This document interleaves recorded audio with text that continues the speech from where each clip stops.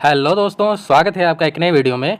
इस वीडियो में हम लोग बात करेंगे इंडियन ऑयल कॉरपोरेशन लिमिटेड यानी आईओसीएल के तरफ से बहुत अच्छी अप्रेंटिसशिप की वैकेंसी निकल के आ रही है for ITI, diploma and graduate apprentice की पोस्टें हैं, जिसके बारे में इस पूरे वीडियो में हम लोग डिस्कस करने वाले हैं। तो चलिए फटाफट से हम लोग आगे बढ़ते हैं, इस पूरे नोटिफिकेशन को जानेंगे, इस वैकेंसी के बारे में, अप्रेंटिस के वैकेंसी के बारे में क्या क्या एलिजिबिलिटी क्राइटेरिया है, कौन कौन से स्टूडेंट अप्लाई कर सकते हैं, कितने ईयर तक के स्टूडेंट अप्लाई कर सकते हैं पास आउट वाले।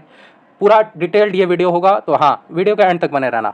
चलो फटाफट से बात करते हैं। ये जो नोटिफिकेशन है ऑफिशियल नोटिफिकेशन है भाई, देख सकते हो, है एडवर्टीजमेंट नंबर। एंड नोटिफिकेशन किसके लिए है?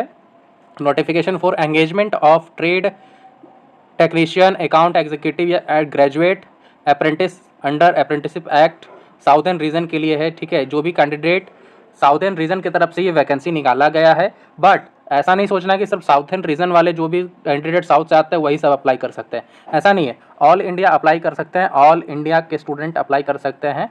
जो भी स्टूडेंट आईटीआई किए हैं, डिफरेंट ब्रांचेज में डिप्लोमा किए हैं, या आपका अकाउंट एग्जीक्यूटिव का बहुत सारे ब्रांचेस, अलग अलग ब्रांचेस को यहाँ पे रखा गया है। ठीक है, तो वैसे स्टूडेंट सारे पूरे भारत से अप्लाई कर सकते हैं इस वैकेंसी को करने, इस अप्रेंटिस को करने के लिए। ठीक है, सिलेक्शन क्राइटेरिया क्या होगा आगे बताऊंगा। चलो फटाफट से बात करते हैं कि technician, trade apprentice, accounts executive और ग्रेजुएट अप्रेंटिसशिप के लिए कहाँ कहाँ पे आपका ट्रेनिंग होने वाला है। ठीक है, ट्रेनिंग आपका जो है साउथर्न रीजन में तमिलनाडु, पुडुचेरी, कर्नाटका, केरला, आंध्र प्रदेश, तेलंगाना जैसे स्टेट्स में होने वाला है। यहाँ के जितने भी फैक्ट्रीज हैं, प्लांट्स हैं, उन सभी में आपका ट्रेनिंग होने जा रहा है। ठीक है, आप अगर सिलेक्ट होते हो तो आपको यहीं पे यही सब स्टेट्स के प्लांट्स में आपको भेजा जाएगा। ठीक है, अब बात करते हैं कि टोटल सीट्स कितने हैं और एजुकेशन क्वालिफिकेशन क्या है, कौन कौन से ब्रांच एलिजिबल है, उस चीज़ के बारे में।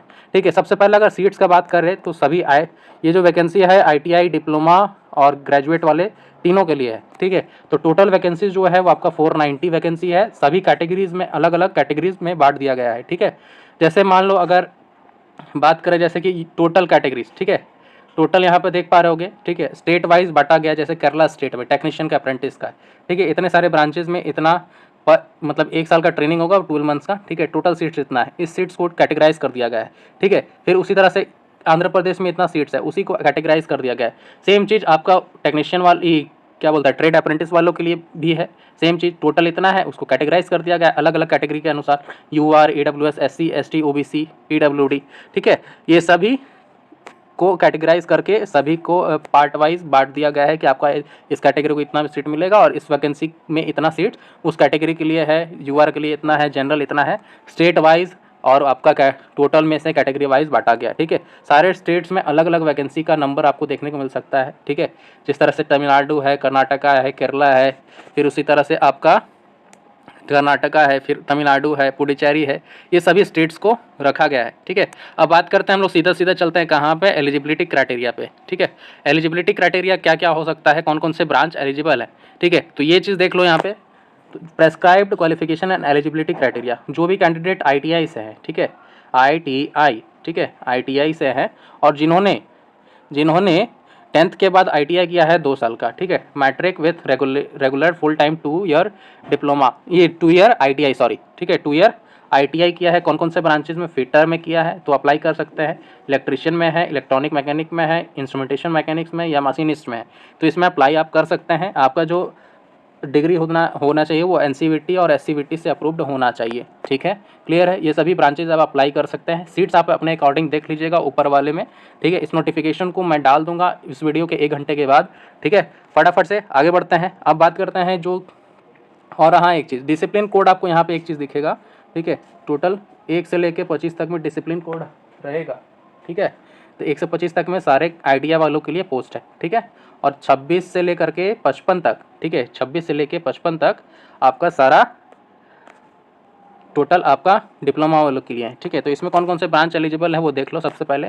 ठीक है, जिन्होंने मैकेनिकल में डिप्लोमा किया है 3 इयर्स का रेगुलर फुल टाइम डिप्लोमा। ठीक है, और जिन्होंने मैकेनिकल इंजीनियरिंग में किया है, इलेक्ट्रिकल में किया है, फिर उसी तरह से आपका इंस्ट्रूमेंटेशन में है, सिविल में है, फिर आप इलेक्ट्रिकल इलेक्ट्रॉनिक्स में आपने किया है तो कर सकते हैं, और आपने लास्ट इलेक्ट्रॉनिक्स में आपने अगर 3 ईयर डिप्लोमा किया है तो कर सकते हैं। और एक चीज़ भी बताऊंगा, क्या इसमें 2 ईयर्स डिप्लोमा वाले एलिजिबल हैं या नहीं, वो चीज़ भी बताया जाएगा। ठीक है, चलिए अब थोड़ा सा रिजर्वेशन कैटेगरी के बारे में बात कर लेते हैं। रिजर्वेशन किसको किसको मिलेगा। ठीक है, आईटीआई वालों के लिए कोई रिजर्वेशन आपको यहाँ पे देखने को नहीं मिलेगा। ठीक है, बट डिप्लोमा वालों के लिए रिजर्वेशन देखने को मिल सकता है। यहाँ पे देख सकते हैं कि जो भी कैंडिडेट सिलेक्शन क्राइटेरिया क्या होगा, आपको मिनिमम, ठीक है, मिनिमम 50% आपका मार्क्स होना चाहिए, एग्रीगेट मार्क्स होना चाहिए डिप्लोमा में, किसी जो भी ब्रांच यहाँ पे बोला गया उसमें आपको मिनिमम 50% मार्क्स होना चाहिए। फॉर कौन से कैंडिडेट के लिए, general, EWS, OBC, NCL. OBC NCL मतलब ये होता है कि जो भी ओबीसी यानी अदर बैकवर्ड क्लास जो है वो आपका नॉन क्रीमी लेयर सर्टिफिकेट आपके पास होना चाहिए, ओबीसी एनसीएल होना चाहिए, ठीक है। एनसीएल क्या होता है उसके बारे में भी अपडेट दे दूंगा बाद में इस वीडियो के बाद, ठीक है। और जो रिजर्वेशन किसको मिलेगा, एससी एसटी, पीडब्ल्यूडी, ठीक है, पीडब्ल्यूबीडी कैंडिडेट्स को, यानी 5% का रिलैक्सेशन मिल रहा है एससी एसटी वालों को सिर्फ, ठीक है। उनका जो सिलेक्शन क्राइटेरिया होगा वो आपका minimum 45% marks for SC ST and 50% marks aggregate आपका कंपलसरी है, इनका होना ही चाहिए आपका डिप्लोमा का टोटल एग्रीगेट, तब आपका सिलेक्शन होगा। यह हो गया एग्रीगेट का बात, ठीक है।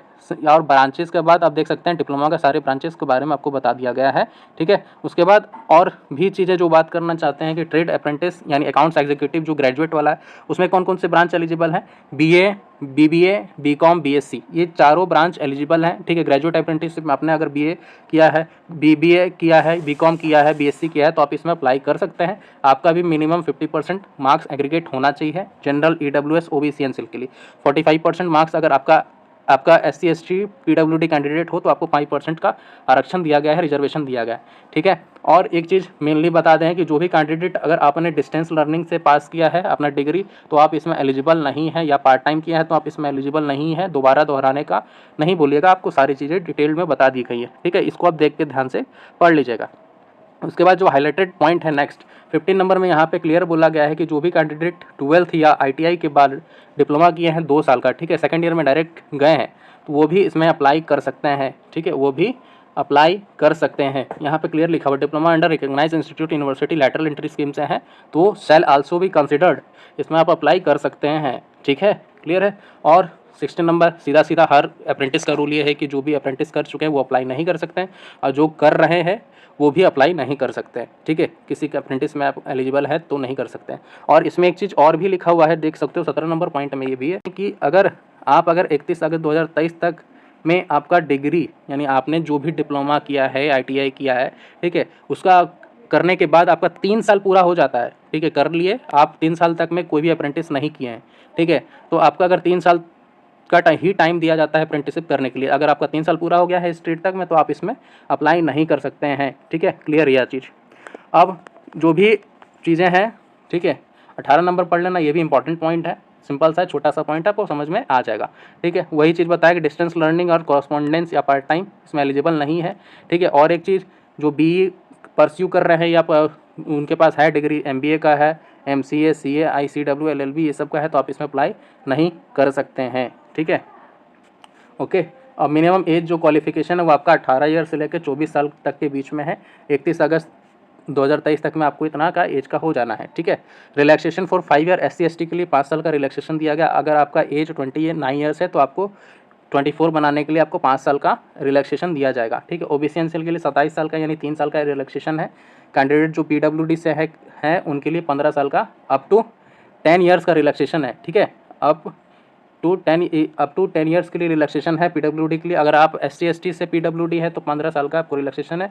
ओबीसी एनसीएल से आप अगर पीडब्ल्यूडी है तो आपको 13 साल का रिलैक्सेशन है, ठीक है। ये चीज़ हो गया। अब सिलेक्शन कैसे होगा भाई, सिलेक्शन जो होगा आप देख सकते हो, selection shall be on the basis of obtain marks, ठीक है। ऑनलाइन टेस्ट होगा, उसमें जो भी मार्क्स ऑब्टेन करेंगे और मीटिंग जो होगा उसके अनुसार में आपका सिलेक्शन प्रोसेस होगा। दूसरा टेस्ट कंसिडर होगा, एमसीक्यू टेस्ट होगा, ठीक है। 4 ऑप्शंस पर में से कोई एक ही करेक्ट होगा, यानी 4 ऑप्शन दिए जाएंगे, कोई एक ही करेक्ट होगा, उसको आपको बस टिक करना है, सिंपल सा ये चीज़ है। Candidates will be assessed on parameters section as below, ठीक है। आपका किस तरह से असेसमेंट होगा वो चीज़ भी यहाँ पे दिया गया है। ट्रेडेड अप्रेंटिस और या तो टेक्नीशियन वालों के लिए ये सभी अप्रेंटिसशिप का जो सिलेबस है वो चीज़ बताया गया है। Basic English, reasoning, generic aptitude, technical से पूछा जाएगा। बीबीए, बीसीए, बीकॉम वालों के लिए जेनरिक एप्टीट्यूड, रीजनिंग और बेसिक इंग्लिश पूछा जाएगा, ठीक है, ये चीज़ है। और 4 कैंडिडेट्स यहाँ पे मिनिमम टेस्ट, ठीक है, आपको 40% कंसिडर करना होगा, ठीक है। आपको 40% मिनिमम लाना होगा तब आप इसमें सिलेक्ट हो पाओगे, ठीक है, इस ऑनलाइन टेस्ट में। 5% रिलैक्सेशन एससी एसटी पीडब्ल्यूडी के लिए दिया गया है, ओके। ये सभी चीज़ें आपको बता दी गई। अब बात करते हैं कि हम लोग का सीधा सीधा जनरल इंस्ट्रक्शन में आप कब से कब तक फॉर्म को भर सकते हैं। आप फॉर्म को 10 सितंबर तक के बीच में आपको भर लेना है। ठीक है, 10 सितंबर 11:55 तक में इसका लास्ट डेट है, आपको उस लास्ट डेट तक के बीच में भरना है। ठीक है, अप्लाई कैसे करेंगे वो चीज़ बताऊँगा। उससे पहले आपको और एक काम करना है, इसमें जो है कि इसमें जो कि आपको जो अप्रेंटिसिप का पोर्टल होता है, जैसे आईटीआई के लिए अप्रेंटिसिप इंडिया वाला पोर्टल है, ठीक है, उस पर आपको रजिस्टर करके रखना है अपने आप को। फिर उसी तरह से डिप्लोमा वालों के लिए नैट्स का पोर्टल है या बोर्ड का पोर्टल है, उस पर आपको रजिस्टर करके रखना है। ठीक है, ट्रेड अप्रेंटिसिप के लिए इसमें कोई the candidate will need to provide non engineering graduate enrolment I D immediately after the login I D generated. ठीक है, इसके बाद आपको लगेगा, उससे पहले आपको आईटीआई वालों के लिए पहले लगेगा और टेक्नीशियन वालों के लिए, डिप्लोमा वालों के लिए वहाँ पे आपको नेट्स का आईडी पुट करना होगा, वहाँ पे फिल करना होगा। ठीक है, इन सभी का फॉर्म फिलअप आपको बताया जाएगा। ठीक है, तो चिंतित ना होइए, इस वीडियो के बाद नेक्स्ट इसी का फॉर्म फिलअप का वीडियो आपको दिया जाएगा। चलिए, यहाँ तक में हो गया, लास्ट डेट बता दिया 10 सितंबर तक में अप्लाई कैसे करना है। ठीक है, और एक चीज़, कोई एक कैंडिडेट सिर्फ आपका एक ही पोस्ट पे अप्लाई कर सकता है, 2 पोस्ट पे अप्लाई नहीं कर सकता, क्योंकि वहाँ पे वो टर्मिनेट हो जाएगा ऑटोमेटिक। ठीक है, ये सारी चीज़ें आपको थी बताना। डॉक्यूमेंट्स आपको कौन कौन से लगेंगे यहाँ पे देख लीजिएगा। बाकी बात कट ऑफ अदर रिक्वायरमेंट्स क्या क्या हैं वो सभी।